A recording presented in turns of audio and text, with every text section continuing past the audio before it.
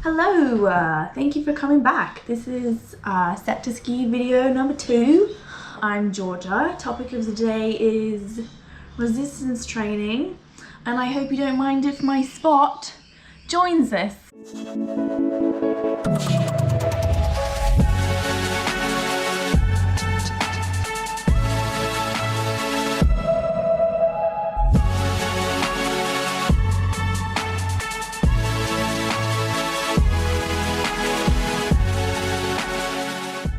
Now, I know this may seem like a pretty ridiculous time to talk about resistance training, considering a lot of people are yet to have access to gyms and equipment, but I'm doing it anyway, and the reason is I'm certain that it's overlooked. On social media, we see a lot of skiers training things like this. And very rarely do we see much of this. And we therefore assume that things like this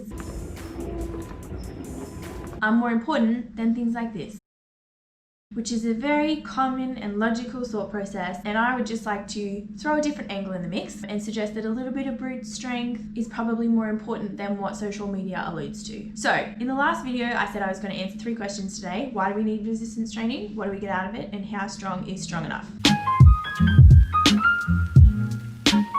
Very simply, we need it for general human health. Research shows that resistance training can improve mental health, sleep, stress, anxiety, depression, bone and joint health, body composition, blood glucose control. It's also the only way to turn consistently eating too many calories into a good thing.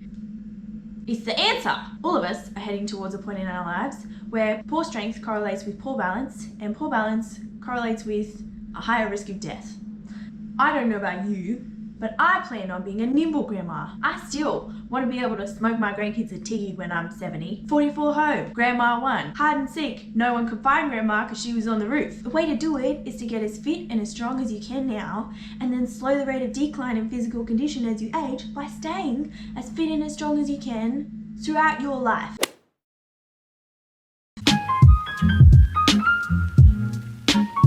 What do we get out of resistance training, and how does it relate to skiing? So, the ability to withstand external forces in alpine ski racing is not only beneficial from a performance perspective. If external forces exceed those that an athlete's body can withstand, they lead to injuries. So very simply, the answer is improved athletic performance and reduced risk of injury. How? Good. So, the first point I want to raise is how much force an individual can actually be exposed to in high performance skiing. So, for World Cup ski men, the ground reaction forces in GS can get up to 3.2 times the skier's body weight. In slalom skiing, it can get up to 2.8 times the skier's body weight.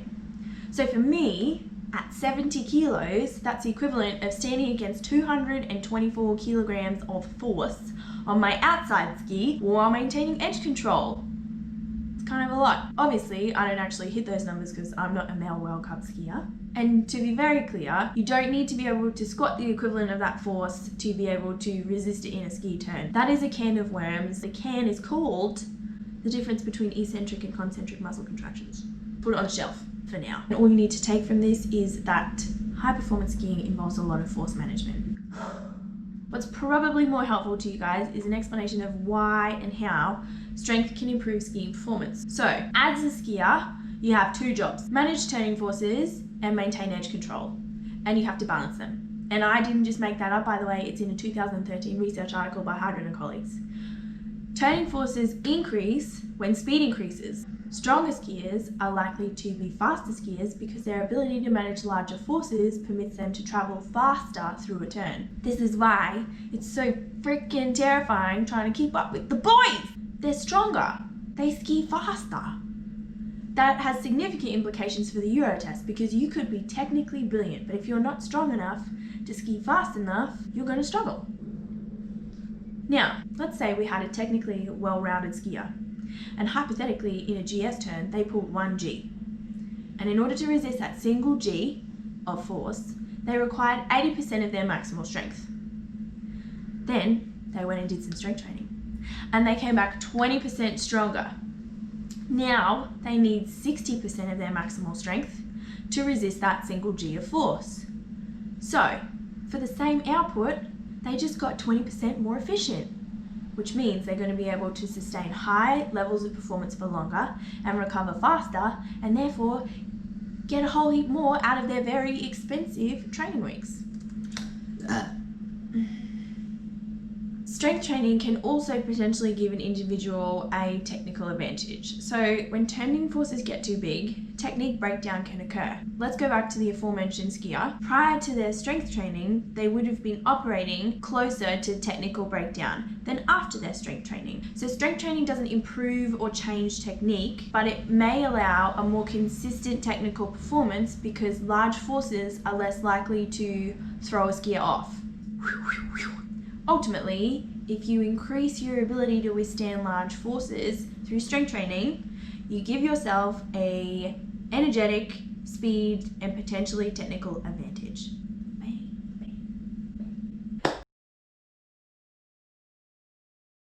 I started this video off saying that strength training improves performance and helps reduce injury risk. Now, most people, when you even whisper injury prevention, stop listening. I know it's not a super fun topic, but don't be that person because you're in a high-risk sport. It's important, and if you click off now, you're not going to find out how strong is strong enough, and I know that's why you're here. So, this is going to be quick. To date, strength training has proven prevention results seldom achieved by other exercise interventions. Other stuff may work, but strength training is the most reliable way to reduce injury risk in sports. What's excellent is that both your protection and your performance require strength training. It's a two-bird, one-stone situation, which is time effective, and I bloody love efficiency.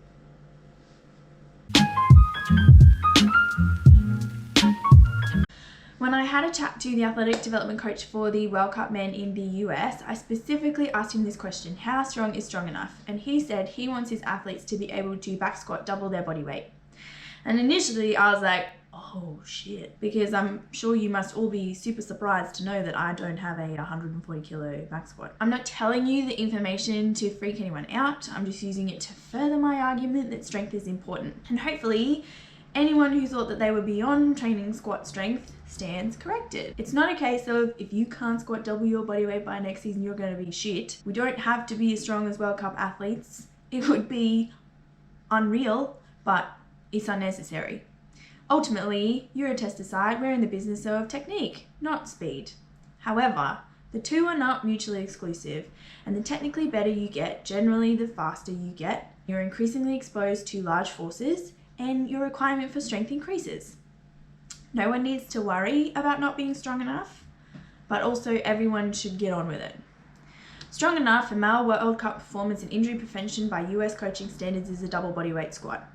For your own skiing performance and protection, strong enough is as strong as you can get between now and when you next put skis on. How could it be anything else? For me, to categorize people based on my own hypothesized threshold would be a bit of a dick move, especially considering that people's ability to strength train is likely heavily influenced by the current pandemic and equipment access. And that's okay, because it's not a process that you should be rushing. You baby step it the whole way. It's called progressive overload for a reason. It can take 3 to 6 years of structured periodized training to get even close to a double bodyweight squat for professional athletes. It might take you longer. It's definitely taking me longer. Will I ever get there?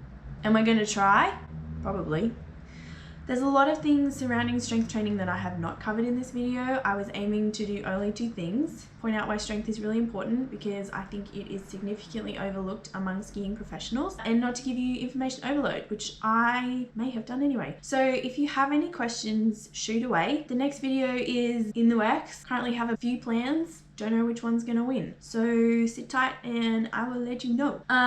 That's everything for today. I don't have anything else to say to you. So take care, stay excellent, and enjoy the day.